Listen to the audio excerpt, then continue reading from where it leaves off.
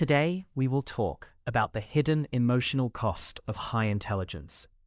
Nobody tells you about this part. They tell you that intelligence is something to be proud of, that it opens doors, that it means you'll figure things out.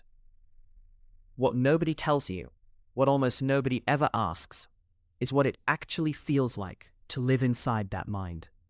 Not the advantages, the cost. Society has a very specific relationship with intelligence. It celebrates it from the outside, awards it, rewards it, uses words like gifted and exceptional and talented, as if the experience of it is straightforwardly good. But if you have ever felt the weight of your own mind, if you have lain awake at 3 a.m. because your brain simply refused to stop, if you have ever felt more alone in a room full of people than you do on your own, then you already know that the story is more complicated than that. Today, we're not talking about what high intelligence can do for you. We're talking about what it does to you. There are 4 emotional costs that come up again and again in the psychology of highly intelligent people. And what strikes me about all 4 of them is that they're almost never discussed. Not because they're rare, but because they don't fit the narrative. The narrative says intelligence is something you should be grateful for. And that framing, that pressure to be grateful, is part of what makes these costs so hard to talk about. We'll get to all 4, but let's start with the one that probably kept you up last night. Cost number 1, the anxiety. You're lying in bed, the room is quiet, everyone else is asleep, and your mind is running through every possible version of tomorrow's conversation. Every way it could go wrong, every implication of the email you sent at 5 p.m, every variable in a situation you can't control. You're not worrying, or you are, but that word doesn't quite cover it. This isn't the kind of anxiety that has a clear object. It's more like your brain is simply running, simulating, processing, and it cannot find the off switch. Here is what is actually happening. Highly intelligent minds are by nature pattern recognition machines. They are very good at identifying cause and effect, at running mental simulations of how things might unfold, at seeing what other people miss. That same capacity, the one that makes you good at problem solving, at anticipating, at planning, does not stop when there's nothing left to solve. It keeps going. It applies itself to everything, including things you cannot fix, cannot change, and cannot know in advance. The anxiety of high intelligence isn't irrational. It's a rational engine running in a context where rationality isn't actually helpful. You can see 10 moves ahead in a chess game, but life is not a chess game. And seeing 10 moves ahead in a situation that is fundamentally uncertain doesn't give you control. It gives you exposure. You feel more of the risk. You sit with more of the not knowing. And your brain, trained to solve things, keeps trying to resolve what cannot be resolved. If you have ever been told you worry too much, if you have ever had someone say just relax, and felt a flicker of genuine confusion, like they were suggesting you try breathing underwater, then you know this is not a choice. It is not a habit you could break if you tried harder. It is the same mind that lets you understand things deeply, turned inward on itself, running without rest. That mind is not broken. It is doing exactly what it was built to do. In the wrong conditions, with nothing to usefully work on, that is what it costs you. And the very thing driving the anxiety is also what makes you perceptive, thorough, and real. But first, let's talk about the part that might be even lonelier than the anxiety. Cost number 2, the isolation. You're at a gathering. People are talking, laughing. There's noise and warmth, and the kind of social ease that looks simple from the outside. And you are present. You're there. You're saying the right things. But there is a part of you that is watching all of it from a slight remove, like there's glass between you and the moment. And you can't tell if no one else feels this, or if everyone does and just doesn't say so. The specific loneliness of high intelligence is not about arrogance. It is not about thinking you are better than the people around you. It is something quieter and more painful than that. It is the experience of consistently operating at a depth that most social interactions don't have room for. Of finding yourself interested in the texture of an idea, while everyone else is interested in the surface. Of coming away from a conversation feeling like you were only able to show a fraction of yourself, and wondering whether, if you'd shown more, people would have stayed. Psychologists talk about the concept of intellectual loneliness, the specific kind of isolation that comes not from lacking people, but from lacking people you can think with. People who want to go to the complicated places, who are comfortable sitting inside a hard question without demanding an easy answer. When that kind of connection is rare, and for many highly intelligent people, it is rare, the social world starts to feel like a performance. You learn to modulate, to hold back, to meet people where they are, even when where they are feels very far from where you live. That modulation is exhausting, not because other people are less than, but because the work of constantly translating yourself, of shrinking or simplifying or softening who you are so that the conversation can keep moving, takes something from you every time. And the painful irony is that the very same depth that makes you lonely is what makes you capable of profound connection when you find it. The conversations that go somewhere real, the friendships that can hold weight, the moments when someone finally says the true thing and you feel the relief of it in your whole body. You are not too much. You are not broken for finding surface connection insufficient. You are someone built for depth, living in a world that is mostly organized around the surface. That is real. It is not self-pity. It is just the shape of it. Now, let's talk about the third cost, the one that is quietest on the outside and loudest on the inside.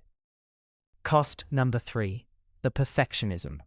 You have something to do, something you care about, and instead of doing it, you are frozen.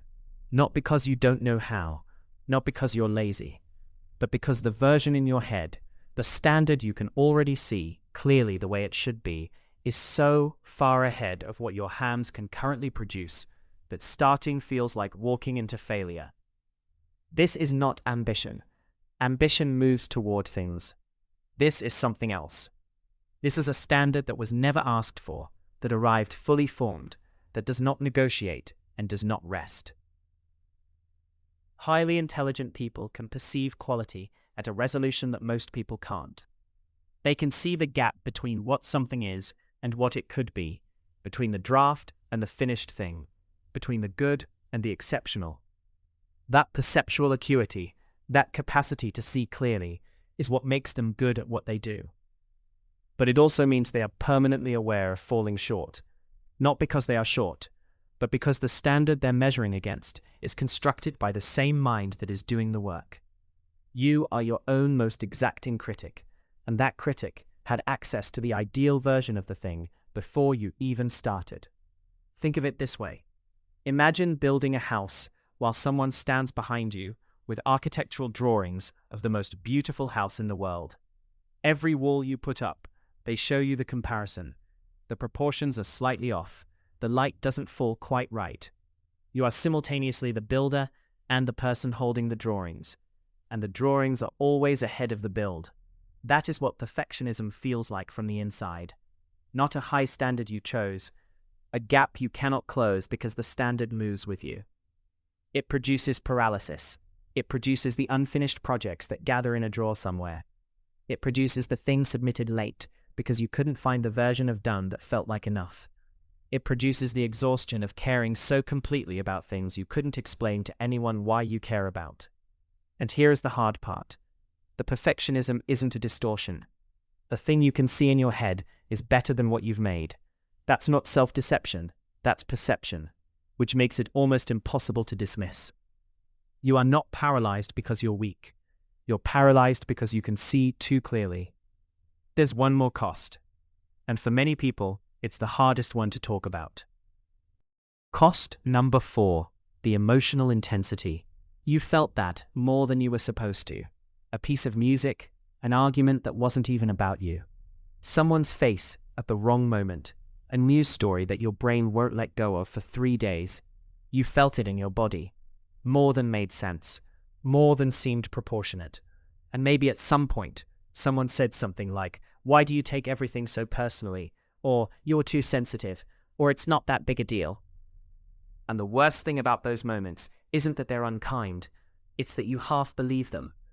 The emotional intensity that comes with high intelligence is one of the least discussed aspects of it, and it may be the most isolating. Here is why it happens. The same pattern recognition that produces intellectual depth also applies to the emotional world. Highly intelligent people are often picking up on subtleties that others aren't consciously registering, micro-expressions, tonal shifts, the unspoken weight in a room. They are processing more, and processing more means feeling more of what the information contains. Empathy at this level is not always a warm thing. It is not always the comfortable sense of connection people talk about. It can be intrusive. It can be exhausting. It can mean walking into a room and immediately knowing something is wrong before a single word is spoken. It can mean carrying the emotional weight of people who didn't ask you to carry it and wouldn't even know you were. The world is very loud when you feel it at this frequency. The news is not abstract. The suffering in it lands somewhere in your body. The injustice of something is not philosophical. It is felt, viscerally, in a way that is difficult to explain and even more difficult to justify to people who experience it as a headline. And because this intensity doesn't look like anything visible, because you're functioning, doing the work, showing up, it tends to go unacknowledged, even by you. If you have ever wondered why things affect you the way they do, if you have ever wished you could experience things at a lower volume, if you have ever envied people who seem to move through difficult things without the same weight, that is not weakness. That is not oversensitivity in the diminishing sense of the word. That is the cost of perceiving the world in high definition. The same depth that makes you feel things at this volume is what makes you capable of profound compassion, of genuine art, of understanding that actually reaches into people. You cannot have one without the other.